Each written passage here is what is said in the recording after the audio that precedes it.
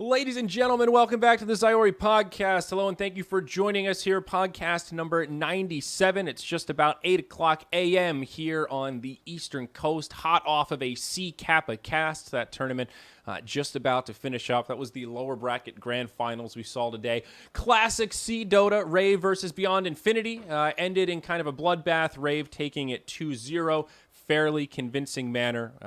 What are you going to do? A lot of these tournaments for Moonduck kind of wrapping up and getting started here. Today is the Gauntlet. We were just talking about it. C in the morning, European midday, and then we've got America at night, Global Grand Masters, soon to be moving into the playoffs. One of the cool European Cups that Moonduck got the rights for. I've been having a lot of fun casting that. Myself and Motpack's going to be doing that coming up soon today. And then tonight is the Canada Cup Season 7 Grand Finals. This season of Canada Cup has been going on forever. I was actually looking at the spreadsheet yesterday of all of the casters that have covered each match and getting the final tallies, and it's a little bit ridiculous. It's been like 3 months, I think, for this season of Canada Cup. It's been pushed back so many times with complexity in DC, having to go to the Manila Major, and then we had TI6 qualifiers, and we've had lands in between. This has been like the nonstop North America tournament. We're finally here in the best of 5 grand finals. It should be a pretty good one tonight. It's going to be the Void Boys versus Digital Chaos, a rematch of the winter bracket finals. I am super excited for a best of 5, though. It's going to be Purge and Mott casting. I'm going to be doing the OBS and production. Should be a pretty tense series. Hopefully I'm not completely brain dead by that hour, as it was a pretty early start today at 5:30 a.m. Yeah, it's like a 16-hour day for old Zyori. But hey, that's good news, right? I saw somebody in chat when I woke up this morning like, damn, dude, you are really on the gauntlet. You are really on the grind. And it's true. Moonduck is finally picking up some decent steam. I don't want to jinx it, but we had a pretty slow start. And it's always hard when you're at the helm of an organization like that and you don't really know, all right, are we... It's hard to judge what the factors are that are contributing to your current success or failures. You know, are we just in a situation where our business model and general concept isn't as good as we thought it was? Is this just a transition period with the majors where, yeah, things are slow, but is it slow for everybody, right? You know how when you look at win rate statistics, you have to compare like what the team's win rate is before you can just look at the raw hero win rate that they're playing a lot with, because if the team is winning 70% of their games and you see, well, Axe has a 65% win rate, it's like, yeah, but you have to factor in the fact that the team that's exclusively playing him is winning most of their games because they're outskilling people. That doesn't mean that Axe is really good. It means that one of the good teams is running Axe, right? So you try to evaluate the landscape. Are we the only ones that are struggling, or is everyone else struggling relative to each other? And it seemed like that transition phase with the major was actually something to be wary of. You know, third-party tournaments were adjusting their business models. It seems like tournament crowdfunding is sort of gone by the wayside.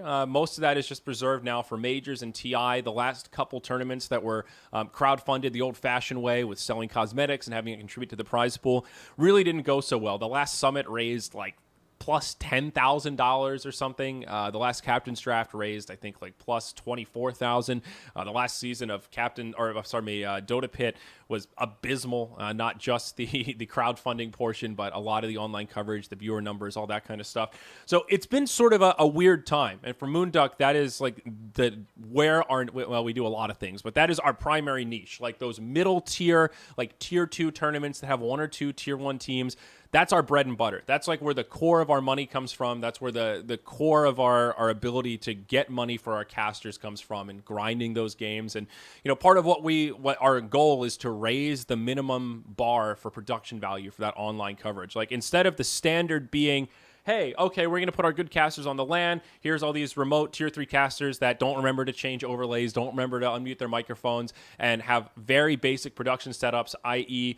in-game static overlay. We want to change that so that online coverage has a baseline of good stuff. You know, you've got instant replay, you've got interesting casters, you know, you've got slightly higher production value, you know, the instant highlights like that we have after Canada Cup, all that sort of stuff. So when there aren't a lot of tier 3 tournaments, you start to wonder, is it us? Is it everybody else? What's going on? And finally, we're seeing this resurgence of mid-tier, tier 3 tournaments. A little bit of time will tell if things are still going well for them as they adjust the business models, because you have to remember the crowdfunding change shifts the business model for third-party tournament organizers, because, yeah, you crowdfund a decent amount, it ups your prize pool, it gives you some marketing and PR, but you also make money off of that, right? You get a percentage of the items that you sell. So the more you crowdfund, the more money the org makes. When we're talking about those tournaments that we're raising like 6 figures, the old school summits where we're doubling the prize pool.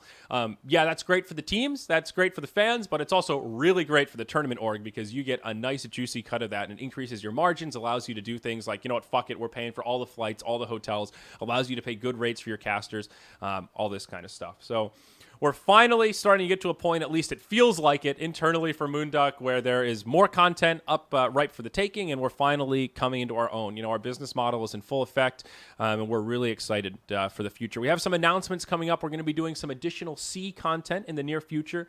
That official announcement is hopefully coming in 2 days. I don't want to tease it too much, but we're going to have some more Moonduck original, and of course, Captain's Draft 4 is tentatively planned. Now, with the timeline, we're starting to get serious about the timing for that. It's of course going to be after the international. Absolutely no chance to squeeze it in before that. But we're absolutely planning on doing a Moonduck Captain's Draft 4. We're pretty pumped about it. I've been talking to the Dota Cinema guys, and well, it looks like we've got some options at least to try to make that tournament happen. Still a big question mark. What's going to be happening in the post-TI landscape? The shuffle, all that good stuff. There's always a race for third-party tournament organizers to try and capitalize right away. And then you have to kind of min-max it a little bit because you can't schedule your tournament too early or else teams will still be on their break after TI, shuffling around, and you're just not going to have consistent rosters to even run a tournament with. And you don't want to wait too much because then someone else can come in and kind of snipe that spot that you're looking for in terms of capitalizing on that timing. Right after TI, and it's a hot time. Everybody wants to see their new favorite teams with their new players, and figure out which teams are going to float to the top, which teams are going to sink to the bottom after the dramas and all that kind of shit. It's always an interesting time for Dota, no doubt about it. TI6 Hub, that is going to be the core of this podcast here. I just, I'm trying to get back into the habit of just doing more consistent podcasts. It's really hard for me to do a Zyori podcast and a What the Duck. If like in the ideal scenario where we're doing both of those once a week, that's a lot of talking content. It's hard for me to have unique points for both podcasts. I think there's a lot of crossover between Zyori fans and What the Duck fans, no doubt. We did do a new What the Duck, episode 16, finally. Woo! Yesterday. I just uploaded it this morning. You can find that podcast at moonduck.tv/podcast. It's also on the YouTube, all that good stuff. It's a pretty good episode. What I want to do, I do want to talk about What the Duck and that kind of content a little bit because I saw a Reddit thread pop up yesterday or the day before when I was flying back from the hub, asking about why that kind of content is not more prevalent because it is sort of a strange phenomena, right? Dota has gone through weird phases where there's a lot of that kind of talk show content, and then there's almost none of it, right? Like I did the Dota Radio Morning Show 2.5 years ago because there seemed to be a gap in the market for that kind of stuff. Toffees has tried to do it for a while, the Coffees with Toffees show.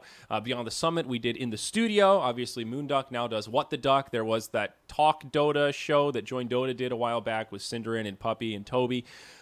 There's been a lot of these shows that have popped up, but they don't stick around. And one of the main reasons for that is they're just simply not profitable. To have one of those shows be good and interesting, you need good and interesting guests. And most of the people that qualify as good and interesting guests are super fucking busy. That's what makes them interesting, right? You have Gaben on. Wow, that'd be awesome. Any pro player to be on one of those talk shows is awesome. But by nature, their schedules are kind of tight. Those shows are hard to schedule, and you have to get everybody in the same place at the same time.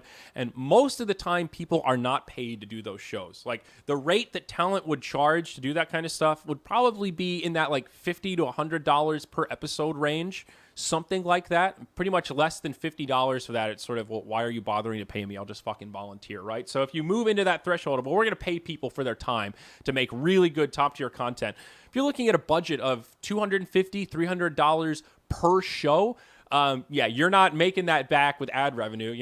5,000 views on YouTube is cool. That means a lot of people are listening to your content, but you're not even coming close to making money on that. So then you can shift the focus to say, well, a company like Beyond the Summit, they make a lot of money from sponsors and various revenue sources. It all gets pulled together. Obviously that's how they're able to do an event like these giant hubs, right? The TI6 Hub. It takes a massive amount of resources to pull off an event like that. That's why BTS is kind of the only people that can do it because they have the general reach. They have these big ad sales packages where they don't have to sell sponsors just for that event. They can sell sponsors for their studio and then just create more content to give those sponsors the viewer minutes or whatever other metric they use to fulfill their contracts, right? You need a certain scale to be able to do that. And Moonduck or Join Dota or anyone else really don't quite have that same level of economy of scale in Dota to just sort of YOLO and say, yeah, don't worry, we're going to commit to bring out 30 people, 10 support staff, food for everybody, hotels, flights, yada, yada, yada, and still pay everybody for the event. And don't worry, we'll be able to make it up later, even if this event doesn't have the best viewer numbers, right? So they certainly do have the resources to do another show like In the Studio or the Dota Radio Morning Show or whatever is like that. After that, it just becomes a function of time. Do your personalities have enough time to commit to a show like that? Which is always a big question. There's a huge opportunity cost for a company like Beyond the Summit when you have your top-tier talent, like LD, Gods, K-Pop Tosis, Takalo Guy.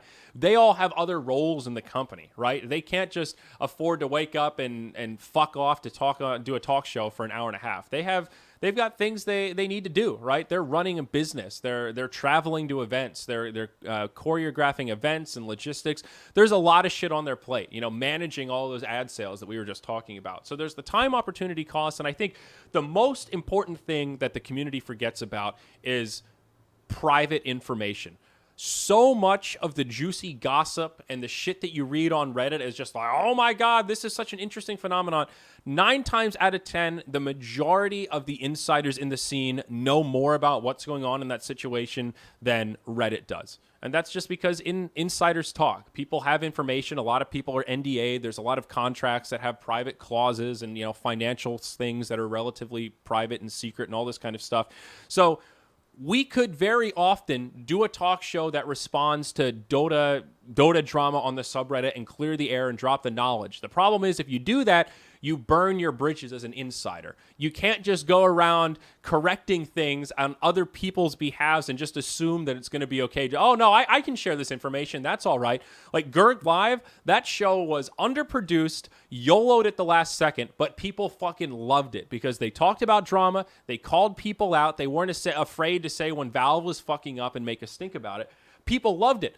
But guess what? Your career is on the line. Reputation is everything in esports. So a lot of the times, it's really hard to talk about these situations. It's easy to talk about amongst your friends and in private and having a few beers over dinner and theorycraft all these dramas, but so much of that conversation involves details that you can't talk about publicly that having a conversation on a live talk show about it often ends up being this watered down, kind of muddled, like, I don't really know what's going to happen. What do you think? You have to sort of dance around and pretend that you don't know things that you do. And honestly, it's just mentally draining. It's hard to do that when you know things that you can't say and you have to kind of pretend like you're sorting it out live on air. It's really just not fun. And I think most talent see that as a high-risk, low-reward scenario. It's like best case, you don't fuck up, you don't release any information that isn't supposed to be public, and the fans like it. Worst case scenario, you accidentally let something slip. It gets posted on Reddit. You add to the shitstorm, and then you're in one of those damned if you do, damned if you don't scenarios, and you have to deal with breaching an NDA or betraying someone's trust or all that kind of shit. Whistleblowers in Dota is not really a thing. What's the protection for whistleblowers? Reputation is so fucking important for talent, for players, for organizations, for team owners. Pretty much anybody that fucking matters in this space, anybody who you would want to sit down and listen to on a talk show, have a lot to lose by potentially spilling the beans on some of these interesting topics. So I think that is by far the biggest reason most of the top orgs do not do that kind of content. It doesn't pay well. It's not cost effective, and it's high risk, kind of low reward.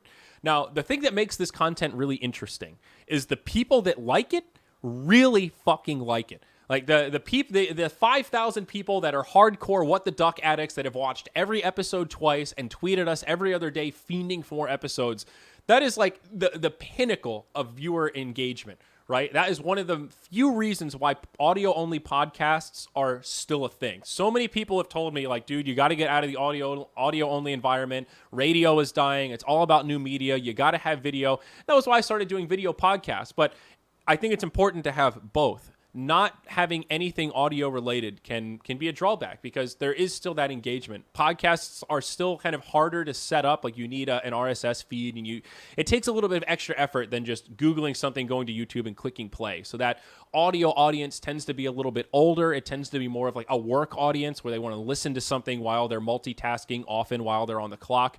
It tends to be a demographic that has a higher disposable income, more likely to purchase, and they tend to be very loyal subscribers / followers, whatever else it is. And that's kind of worth capitalizing on to some degree. And part of me really likes the idea of giving back to hardcore fans and community members. It's a similar logic as to why I think it's really good that events are now doing more cosplay stuff, right? These cosplay competitions, giving cash prizes to cosplayers, giving them free entry into events, all this kind of stuff. Recognizing standout community members is so important because not everybody is going to fit into that category of caster or player, right? Those are the kind of Dota celebrities we follow the most. But these other kind of community contributors add a lot of value to the space, and it's important to kind of recognize that and give them a thank you and find ways to allow them to kind of pursue that passion. And, I really think, especially at an event like TI, having good cosplayers there adds so much value. For a casual viewer, for someone that just watches a little bit of Dota, wants to go to TI and have some fun, being able to go and see people in costume, see their favorite characters living and breathing and interacting, it adds to the immersion. Like, that aspect is really fucking cool. And, I've always been interested in doing this kind of content where you're able to interact a little more directly with fans and do this kind of show stuff. Like, even though it doesn't pay well, I think it adds a lot in terms of brand loyalty and brand value to do this stuff. That's one of the reasons why Moonduck is one of the few orgs that does a talk show right now, even though What the Duck is pretty inconsistent. We're one of the few orgs that really values it, at least at this stage.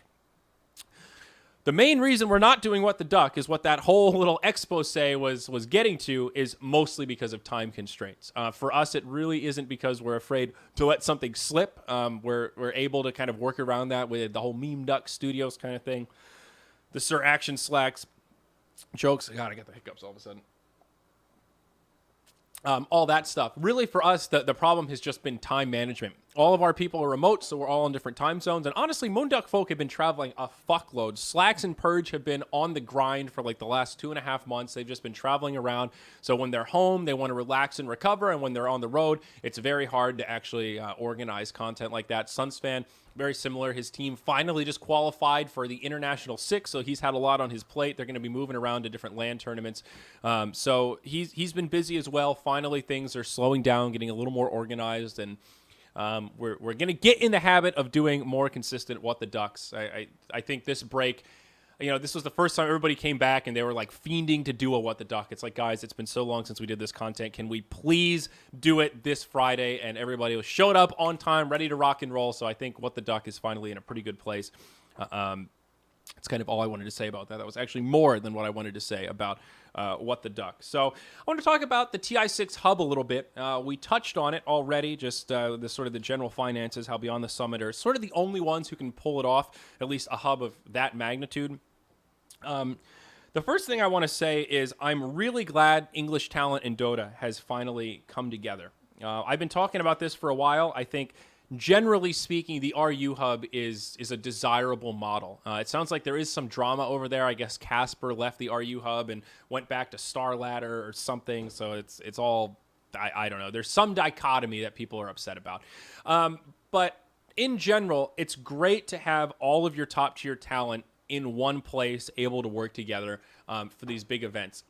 Part of it is a function of cost. It's really stupid to have Beyond the Summit do one hub, Moonduck join Dota do another hub, like what we tried to do for the Frankfurt Major, where we had 2 hubs.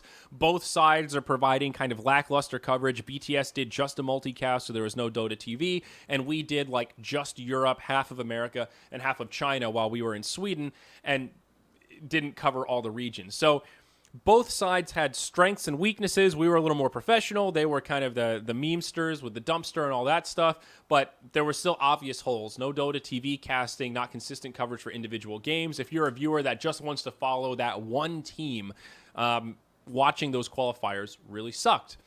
So it was obvious once the majors came out to me after that first one that something needs to change. Like, this just isn't working, and not even because we're splitting viewers, but because it's just not a good product for anyone. Without the resources of the other studios, BTS doesn't have enough personnel to put Dota TV casters in every game and still have a panel to host the multicast. And without us, and with us, it creates this great community experience where we're all together in one place.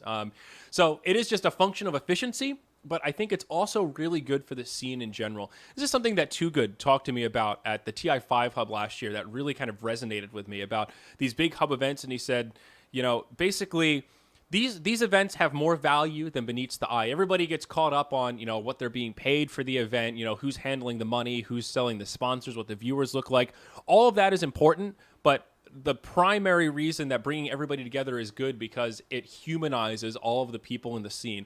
All of us have that inner keyboard warrior in us, right? All of the talent and players and stuff have spent a lot of time on the computer, sitting there, typing away. It's a pretty lonely existence, even though we have a lot of fans around the world. You get to go to events and meet people.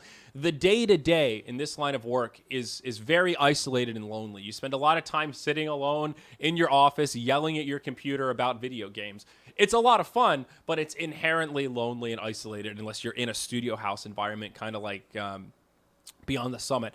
And it's very easy for communication to break down when you're talking about orgs that aren't regularly talking and then the internet factor mixed in there. You see an announcement of BTS hires Blaze. There's a lot of ways you can interpret that. There are a lot of, when you don't really know what's going on, you almost always assume the worst. It's sort of rational. It's human rationality. As you're preparing, you're judging the landscape. You want to know what your competitors are doing. It's easy to jump to the wrong conclusion. And if one of your foundation conclusions is wrong, then that creates this ripple effect of you assume that there's this big maniacal thing. Oh, BTS is trying to monopolize the scene. And then you go and talk to them about it and you realize, oh, no, they did that because it was just the cost-effective solution, or it was just convenient, or there's some other extraneous factor that you weren't really privy to. It's not the kind of stuff that you talk about online. It's not like every time BTS does something, I ping LD and be like, LD, what's going on, man? Why'd you hire Blaze? It's like you just let it go. But when you're there in person and everyone's socializing, it's a completely different dynamic. I think everyone is naturally a little bit paranoid about the old screenshot copy paste arena. You don't really type stuff that you're afraid could be screenshotted and leaked on Reddit. But when you're having a private conversation with somebody in real life, everyone is much more likely to just be a little more honest, a little more candid, and be straightforward. Nobody in the Dota space is really mean to each other in real life. Even Llama and Grant, right? Everyone was kind of nervous about how those two would mesh working at a LAN together. Online, flamethrowers are going. Grant's talking about how she's a shit caster. She's talking about how Grant's a sexist asshole. They're reporting each other. Oh, it's this big back and forth. Then in real life, everybody's completely fucking normal. She casts her games. He casts his games. They don't say a fucking word to each other. Everybody moves on with their lives, right? It's that internet effect. It's that weird veil of anonymity. People just kind of forget that there's another human on the other side of the keyboard. In real life, Grant doesn't just walk up to people and be like, yo, you're a shit caster. I hope you fucking know that, dude. That's an internet thing. It's kind of a meme. It gets people riled up. It's part of that whole community. But in real life, all of the Dota talent, for the most part, even though we work from different studios, we're inherently competitors. We're fighting each other for contracts and, bidding different amounts. There's always this kind of data mining fact that's going on where everyone wants to know what everyone else is doing. But in real life, it's not this crazy drama-fiending session. It's the complete opposite. It brings everybody together. It humanizes everyone. There's some sort of magical feeling about collaborating with people you don't normally collaborate with to make cool content. Seeing like Kato Guy and Slacks, work with people like Grant to make some of those funny videos, like that anti-capitalist casting in the kitchen video. Seeing the process of all of those people from different orgs come together to create a cool product it's really quite magical. It brings people together and it makes us all remember that, hey, even though we're fighting over the same content, we're all on the same fucking team. And generally speaking, what's good for Dota is going to be good for all of us. And there's just so much value in everybody coming together, creating content under one big umbrella, and humanizing each other, creating that positivity, and remembering that we're all part of that same team and community. For me, it's just so, it makes me feel good to go to those events and see that, like sort of experience all of that positivity, see people like Conrad come in, who's now kind of becoming Dota talent to some degree. He stood in on that panel, did a great job hosting, watches a lot of Dota. See all those people that you don't think of hardcore community members, get to contribute in that sense. So, hats off to BTS. They've done a great job with these hubs. I hope they continue to do it. I hope they find a way to keep it cost effective, because I think it just adds so much value to the space for casters, for players, for viewers alike. It's just a net gain. It's so much better than the alternative. And it gets complicated real fast. So this last hub was really quite good. Speaking macroscopically about it, of course, individually, it is tough. The 24-hour stream is brutal. One of the things that I learned this event really firsthand is how difficult panels can be, especially for people that are inexperienced. We talked about this before the Manila Major a little bit. One of the things that I've been pushing is breaking this idea of just throwing people on the panel. Like, we've seen some of the majors now, especially Frankfurt, and Shanghai is a little bit of a unique case because it was Shanghai and there were a lot of tech issues and they were just doing anything they could to keep the show running. But it seemed like there was this mentality of, we've got a host, a couple of consistent panelists, and then we're just filling the panel with, oh, hey, you're not casting right now? Okay, come do the panel. Oh, Draskell, you're free? All right, hop on in. Oh, hey, Sheever's here. All right. That doesn't really work. You look at the Real Sports mirror, and this is one that I think we can draw a lot of parallels from. Those panels that you see like in the NFL at halftime before the game, those panels are like, that is their job. Like, those people spend the bulk of their work day working on banter, working on that dynamic. Like, those panels are perfectly crafted to communicate the tone that they've decided on ahead of time. Like, they have rehearsed bits, they have teleprompters, they have ideas, they have mega assets and videos to roll to break up the panel, so it's not just four dudes in suits sitting there agreeing with each other. It's a whole production. It's a whole thing. The esports style is more like, you show up the day of the event, they give you a list of who your panelists are, you get 10 minutes to try to work it out and maybe come up with a few bits. You have like 2 bumper videos to roll that are 5 minutes total in a 45-minute segment, and most of it is just 4 dudes sitting on the panel agreeing with each other. Oh, so you think they're going to get BKB? Well, yes, I think BKB would be a fine choice this game. I think they might pick Pit Lord. What do you think, Purge? Well, I think this could be a good game where Dragonlance is... it's... Nobody wants to hear that shit. It's literally just 4 dudes agreeing with each other. Panels need to be more dynamic. They need to be interesting. The main thing is deciding on the tone. Like, I'm convinced that Shell Shanghai thing with Too Good is a byproduct of not having a discussion of what the panel should be like. You can't just say to the host, yeah, just be yourself. Just go for it, bro. Don't worry, we got you. That's not going to work out well ever. Even if it's an okay case scenario where he doesn't cross the line, people like what he's doing, it's way better to come up with a plan ahead of time and construct a panel around it. Like, I think people like Slacks, like Shane, these kind of color analyst folks that know a lot about the game but aren't afraid to show some personality, ask silly questions, break up the monotony, are so fucking important. Like, panels don't have to be 100% heavy analysis. They need to have a lot of analysis, but 75% analysis, 20% funny banter, and 5% memes, I think is a pretty good spread. And if you sprinkle out the jokes and the memes, it makes the panel way more dynamic and interesting. And we're starting to see that more. We're seeing, like, at Manila, I think they did a really good job making that panel interesting. ESL has always put a lot of stock in trying to switch up the panels. Like bringing in people like Black, I think is a perfect choice. He's so animated on camera, has a lot of anecdotes, and he's not afraid to disagree with people, say goofy things. He kind of has that natural confidence. Those are the kind of people you need on panels. But most importantly, people have to be able to work with each other. One of the hardest things I've had to do in esports was host that panel at ESL New York with Melk. And it's not because Melk's a bad panelist. I think he's actually a really good panelist. He's willing to go there. He'll flame people. He has the experience. The same reasons why Black is a good analyst. The problem is I literally met Melk for the first time the day of ESL 1 New York. Like, that morning, an hour before we were supposed to start. Hey, this is Jacob. Hi, Jacob. Nice to meet you. Hello. That was it. And then they said, all right, have fun with it. Don't be afraid to flame Melk. Don't worry. He can handle it. I'm like, okay. I'm not really worried about his feelings, but it's still really hard for me to, like, genuinely poke fun at this guy that I literally just met. But you put me on a panel with, Purge, Slacks, and Grant, and flamethrowers are coming. I have absolutely no problem making fun of those three because I know them very well. I know their tolerance for jokes. I know their sense of humor. I know the kind of things they think are funny. It's important to be able to have a panel or to create a panel of people that can work well together. And that's not to say that casters can't work well with a panel. What I'm talking about is taking panels from good to great, not just saying, well, you're all individually pretty good talent, get on the panel and try to make it work. The panel will work and it won't be awful, but you can do more to plan ahead of time and create a panel that is truly great, that is captivating, that's funny, that's interesting, and still very informative. And I really got a taste of how hard that is to do at this hub, because with the 24-hour streams, you simply can't make a multicast panel that has your favorite top-tier talent every time. It's simply just impossible. You don't have enough people. If you have all these concurrent games, you need 2 casters for every single game. People need to sleep. People need breaks. So there's always going to be, at those hubs, these kind of funky panels where you're just like, Jesus Christ, why would I want to listen to that panel? It's like, well, it's because there's no one else available right now.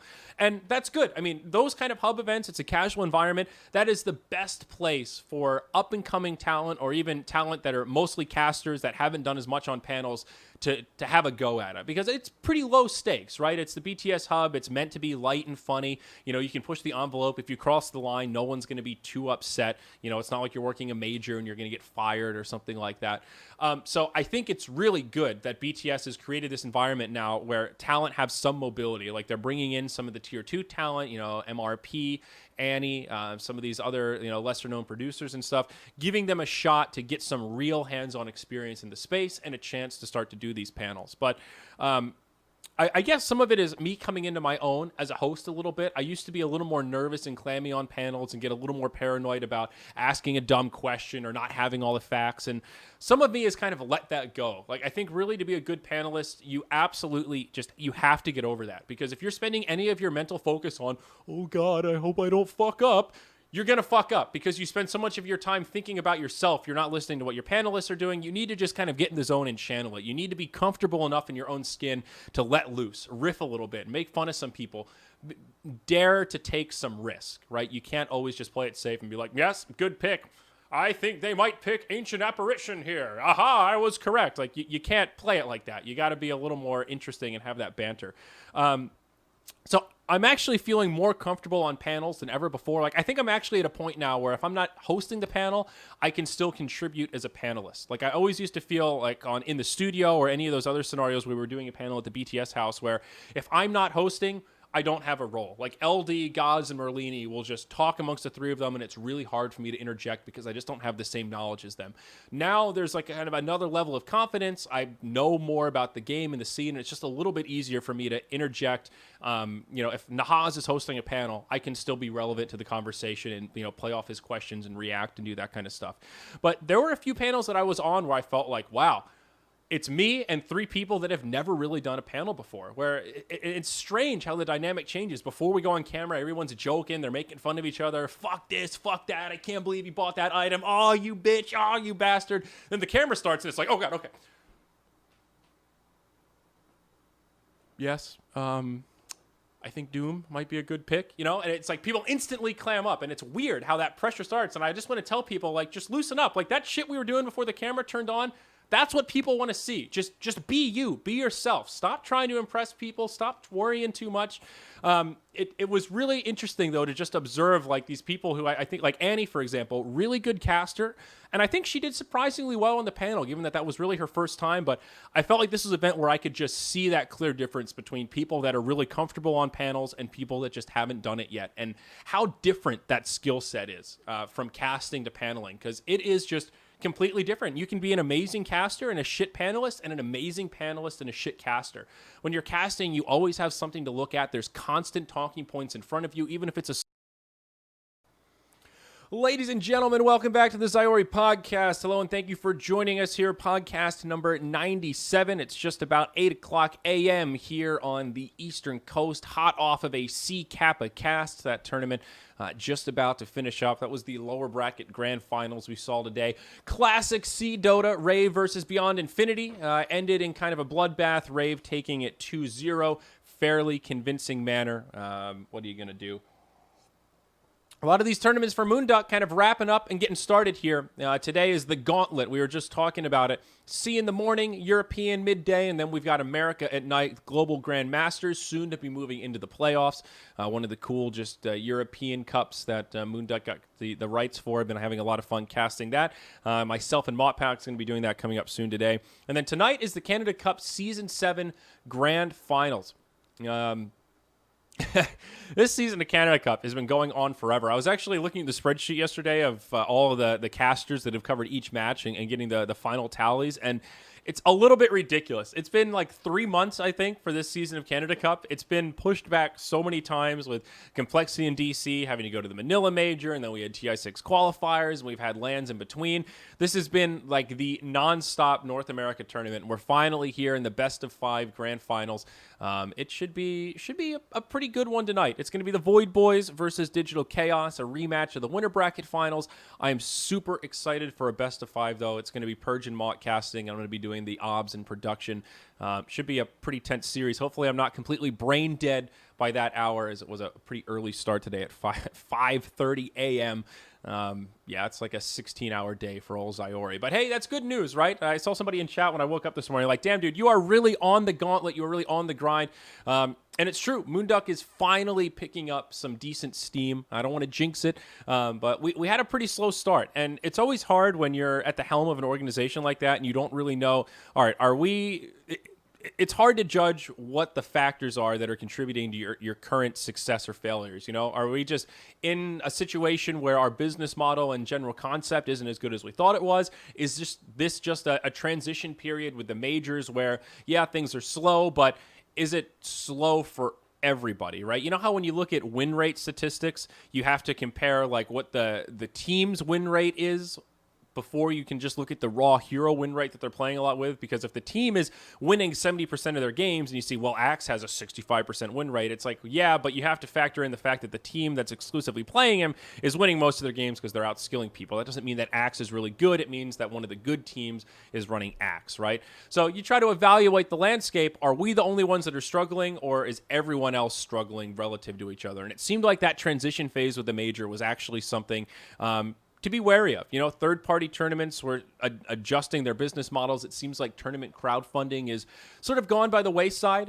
Most of that is just preserved now for majors and TI. I think the American games were still pretty exciting. I enjoyed watching most of it, at least towards the tail end. There were some clowny games, of course. Qualified teams going to see Wings, Vici Reborn, Alliance makes it. I think the wild card this year is going to be spectacular. Complexity, eHome, Escape Gaming, and Execration.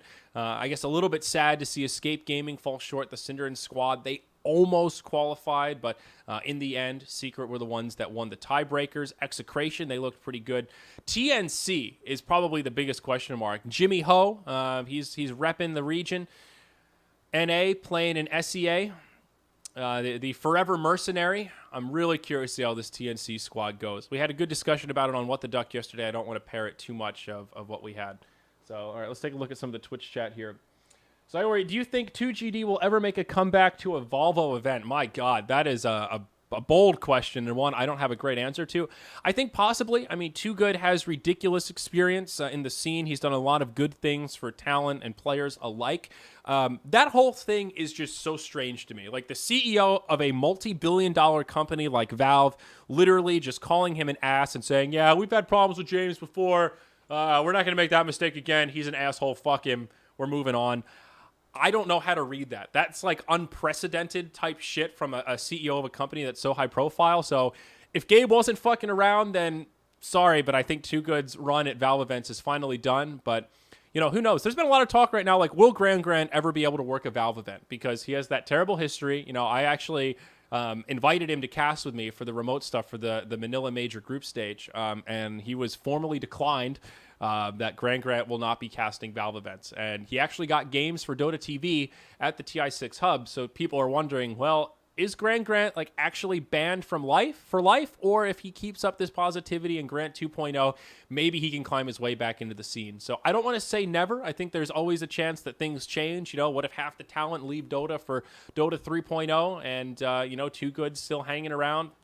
Who knows? There's all sorts of crazy scenarios where maybe he could make a comeback, but I don't think it's too likely. If that's what you're waiting for, you might be holding your breath for a pretty long time. Zyori, who makes it to the wild card? Escape or Cole? Oh my, that is a tough question to answer. I think one of the most exciting things about wild card is that it's a team from each region. So it creates this weird dynamic where you don't see those 4 teams. Like, how often do you see Complexity, eHome, Escape, and Execration play in a 4-team bracket? Not that often. I think that makes the wild cards particularly fun to watch and also particularly difficult to predict what's going to happen. I think Escape looked a little better to Complexity, but it's so hard to compare teams cross-region like that.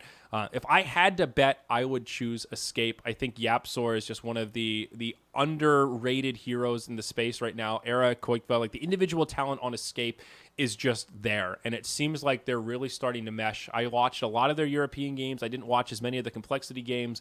Like, to me, Escape, top of the group in Europe, which had, I think, a general higher skill bracket, they almost won. Complexity, they struggled a fair bit in the America bracket that was much easier. I mean, I think America is a bit more top-heavy. Like, the top teams are more formidable opponents, and the bottom are kind of a joke.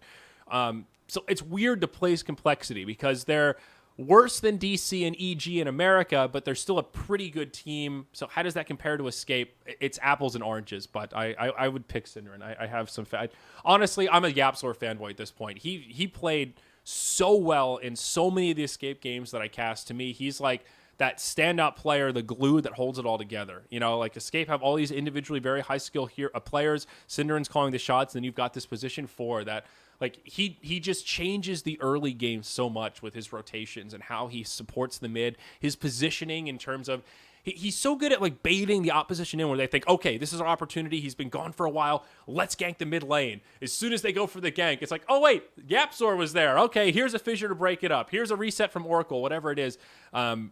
To me, that's the player that's kind of the difference maker. I think Z-Freak also didn't really have a great performance in the qualifiers. So, you're comparing those two positions.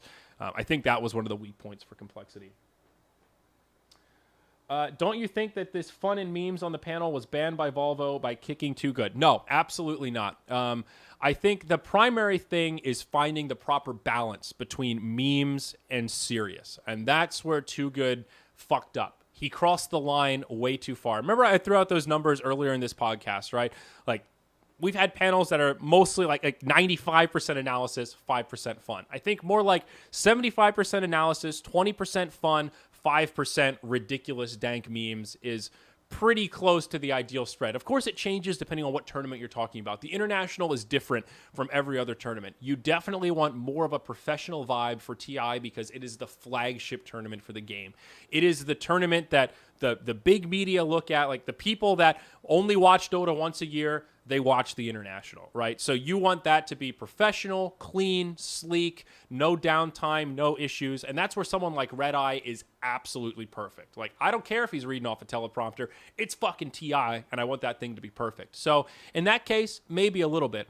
But no, you don't want panels to be boring. And I think with Too Good, it was the nature of the joke, like making masturbation jokes, sort of saying cunt in that sort of a manner, bottom bitch, like a lot of that stuff I would say isn't really funny. It's more shock value. You know what I mean? And that's what crossed the line.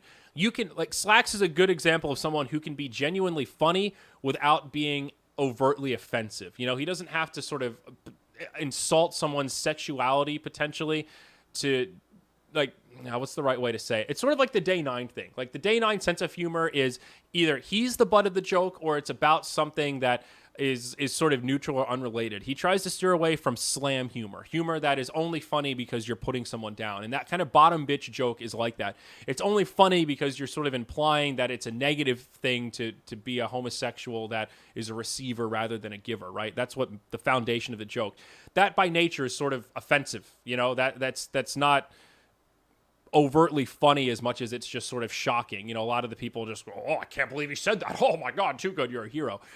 That's the big disparity, I think. You need to find ways to be creative and funny. Like, great example, ESL New York, that PPD salt painting.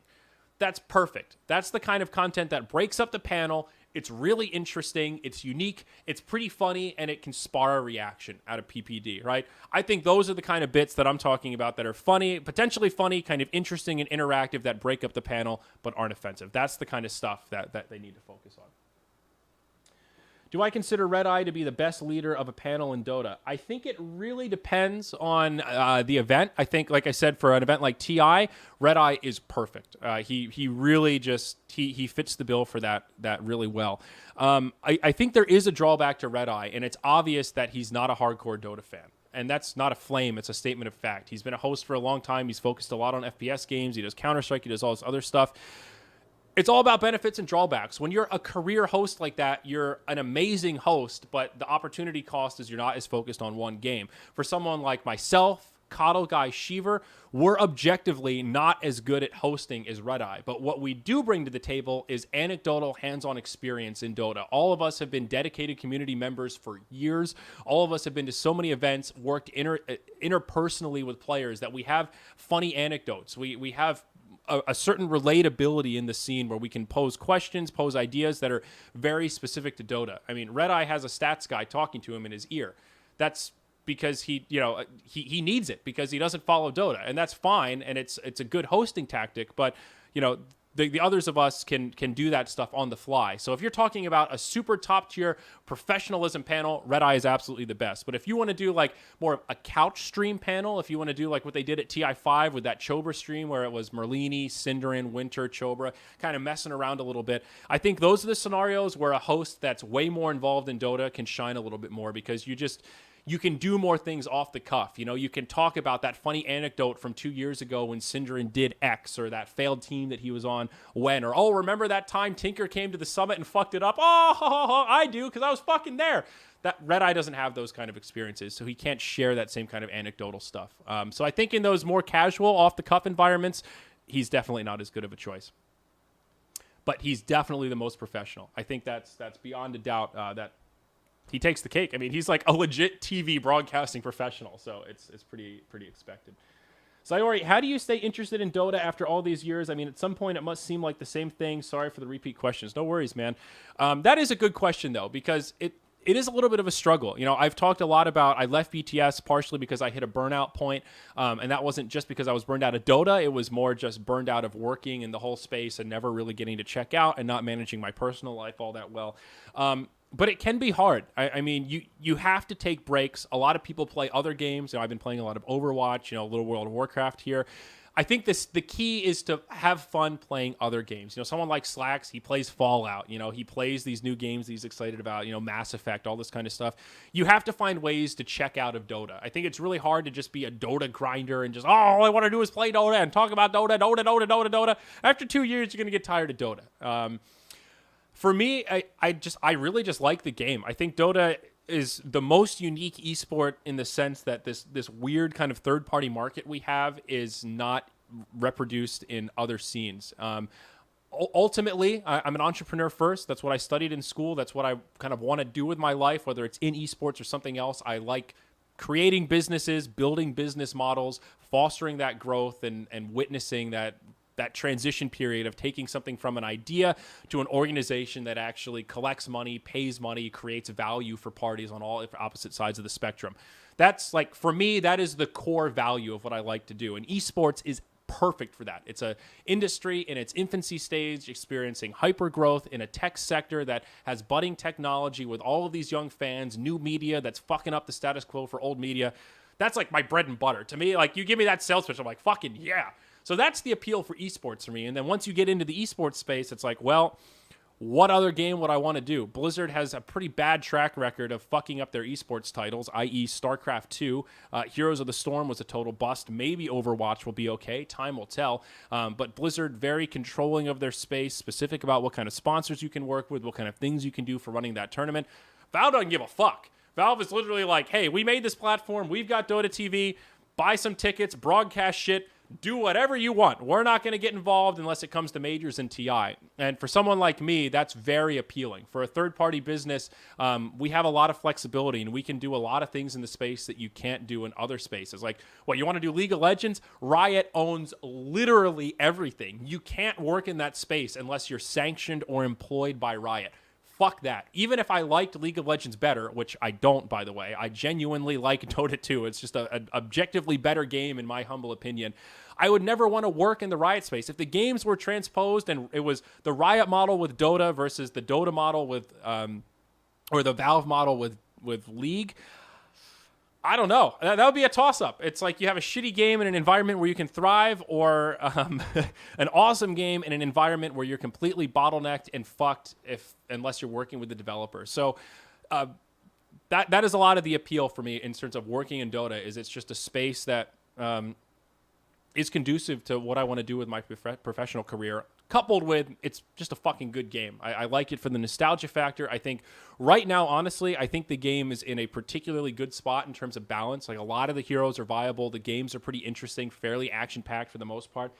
The general idea that a game with 115 heroes or 113, whatever it is, and like 90 to 95 of them are viable in some scenario and competitive on the big arena, that is ridiculous to me. That is really hard to achieve from a developer perspective. You look at League, you look at Heroes of New Earth, all the other MOBA games, that spread of how many heroes are in the pool versus how many are regularly played, it's way more, the gap is way bigger than that. And I think one of the other things that keeps me interested in Dota is the fucking Frog, man. Ice Frog is undeniably an amazing game developer. He has a really good sense of ways to move the game without breaking it. You know, like, they've added a lot of new items to Dota over the last year. All these consumables, your Mango, your Fairy Fire, this kind of stuff. A lot of new items, Lotus Orb, Echo Saber, a lot of items that are really focused on allowing mid-game and early-game heroes to come online and have more of a presence. Something like Echo Saber gives you a big bump in the early game, stuff like that. I think it's really hard to add new stuff to a game and not have the community hate it and not have long-term ramifications. So far, the ramifications have been, hey, these items have made the game more exciting, and hey, more heroes are viable now. This is fucking awesome. The parallel for me is Heroes of New Earth. I watched that studio die. I went to the HQ, I talked to their creative team and got a little taste of how they developed new heroes and new concepts. And it was the polar opposite. They would sort of do the, hey, wouldn't that be cool if we had a hero that could fly? I don't know. Ladies and gentlemen, welcome back to the Zyori Podcast. Hello, and thank you for joining us here. Podcast number 97. It's just about 8 o'clock a.m. here on the Eastern Coast, hot off of a C Kappa cast. That tournament just about to finish up. That was the lower bracket grand finals we saw today. Classic C Dota, Rave versus Beyond Infinity. Ended in kind of a bloodbath, Rave taking it 2-0. Fairly convincing manner. What are you going to do? A lot of these tournaments for Moonduck kind of wrapping up and getting started here. Today is the Gauntlet. We were just talking about it. C in the morning, European midday, and then we've got America at night, Global Grand Masters, soon to be moving into the playoffs. One of the cool European Cups that Moonduck got the rights for. I've been having a lot of fun casting that. Myself and Mottpack's going to be doing that coming up soon today. And then tonight is the Canada Cup Season 7 Grand Finals. This season of Canada Cup has been going on forever. I was actually looking at the spreadsheet yesterday of all of the casters that have covered each match and getting the final tallies, and it's a little bit ridiculous. It's been like 3 months, I think, for this season of Canada Cup. It's been pushed back so many times with Complexity in DC, having to go to the Manila Major, and then we had TI6 qualifiers, and we've had lands in between. This has been like the non-stop North America tournament. We're finally here in the best of 5 grand finals. It should be a pretty good one tonight. It's going to be the Void Boys versus Digital Chaos, a rematch of the winter bracket finals. I am super excited for a best of 5, though. It's going to be Purge and Mott casting. I'm going to be doing the OBS and production. Should be a pretty tense series. Hopefully I'm not completely brain dead by that hour, as it was a pretty early start today at 5:30 a.m. Yeah, it's like a 16-hour day for old Zyori. But hey, that's good news, right? I saw somebody in chat when I woke up this morning like, damn, dude, you are really on the gauntlet. You are really on the grind. And it's true. Moonduck is finally picking up some decent steam. I don't want to jinx it, but we had a pretty slow start. And it's always hard when you're at the helm of an organization like that and you don't really know, all right, it's hard to judge what the factors are that are contributing to your current success or failures. Are we just in a situation where, no, I mean, that is kind of one of the Moonduck niches, right? We did elimination mode. We really want to do another one of those. We're going to do another captain's draft. Those are the kind of main two. The reason elimination mode and captain's draft work is because they have parallels to the real game. Teams can go in and get practice by playing those modes. A lot of teams, the feedback they've told us is that, even though elimination mode is a little bit goofy, you're forced to play weird heroes and you see matchups that you ordinarily wouldn't in scrims or competitive. And sometimes that, triggers a little light bulb in your head to go, oh my God, wow, I never thought about this counter before. You're right. Shadow Demon is disgustingly good against Lifestealer. I never would have tried that if it weren't for elimination mode. A lot of teams have had that experience in Captain's Draft as well, where it's like, we're not really used to playing against this hero. Huskar is actually not as bad as we thought. So it can be good practice for teams. The modes outside of Captain's Draft and elimination mode they're so weird that you don't really get value out of it. Like an ARDM tournament, amazing for viewers, but it's really not value for teams. They don't really get any good practice out of it. And now the prize money is so big for Captain's mode, the opportunity cost of not practicing is too high to commit to a tournament like ARDM. Like I've talked about this before, but every tournament has a triangle of value. One side is viewers, the other side is tournament org, the third side, or the third point, is teams, right? And your triangle needs to have a pretty good hexagon in the middle, so to speak, right? You have to have a tournament that viewers enjoy. Wrong side. Viewers enjoy. A good example is in-game voice comms, right? People always want to see a tournament where we're broadcasting what the players are saying. Everyone wants to know what players are saying in games. Viewers love it. Well, guess what? Teams fucking hate it. Teams will refuse to play in your tournament if you're going to be broadcasting their audio live without their consent, right? Or without their knowledge live in the game, okay? So that's not a good value proposition for the tournament. Another good example is the tournament organizer, right? The tournament organizer has to make money. And I don't mean they have to be rolling in dough to make profits, but they need to have a baseline level of income to be able to pay the prize pool, pay their talent, and have the general costs. Like an event like the Summit is not cheap to run, right? And you have to be able to fucking pay for it. You could go all in with crazy production features and cover everything for the teams, fly in all these special guests. The fans would love it, the players would love it, but the tournament would not continue because it would go fucking bankrupt, right? So you have to have that value for the tournament.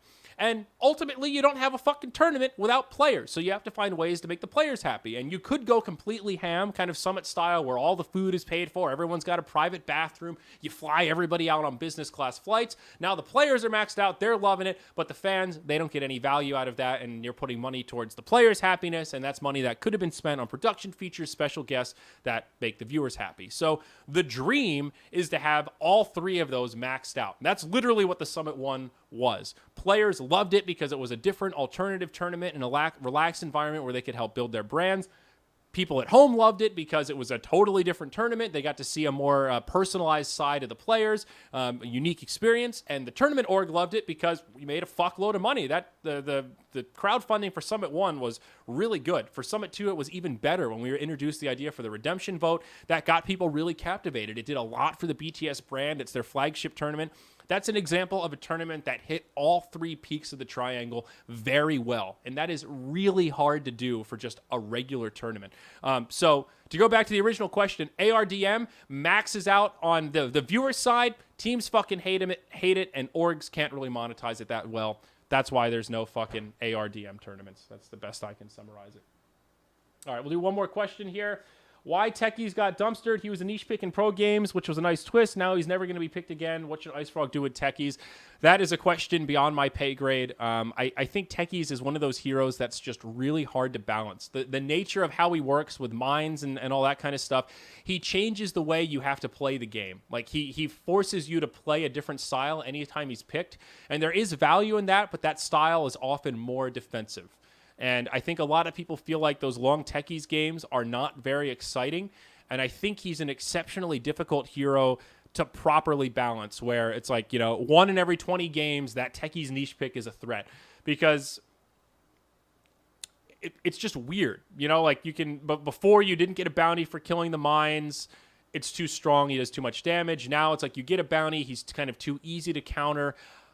I don't know what the secret formula is to actually balance Techies. I guess that's my ultimate problem. I agree. I think the dream for Techies is that 1 in every somewhere like 2 to 5% of games we see a 5th pick techies, and it's like, oh shit, they forgot about the techies again. That's really exciting, but that can very quickly turn into a scenario where it's like, all right, techies is first ban every game. Oh god, techies again. Like, that hero very quickly becomes boring to watch. So I understand why, if you have to pick one of the extremes, Ice Frog would seem to go down the road of, let's just make him a little bit weak. Let's slow the roll on techies, focus on the other heroes, and then maybe we can slowly buff him and bring him back up to relevance. I think for techies, he's very damaging to the overall viewer experience if he is in a lot of the games. So you have to kind of run that risk and keep him pretty small.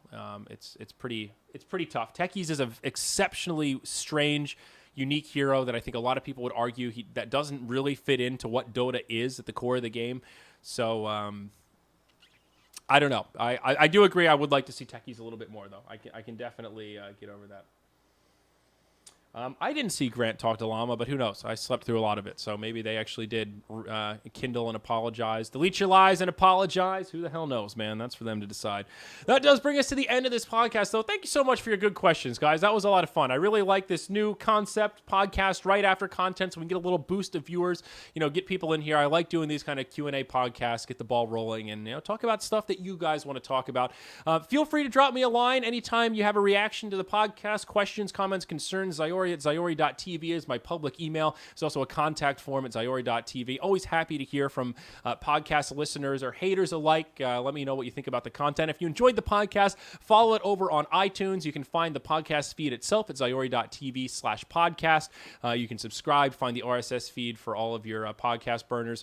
And comment, subscribe, and rate on iTunes. That stuff does really help me out. Got to get those iTunes ratings. Good. Thank you so much, guys. And of course, you know where to find all the social media, ZyoriTV, all that stuff. We got a lot of content coming up today. Global Grandmasters starting in about an hour, and then the Best of 5 Canada Cup Grand Finals. Hopefully, you'll join us for that. We're looking forward to seeing you there, folks. Thank you so much.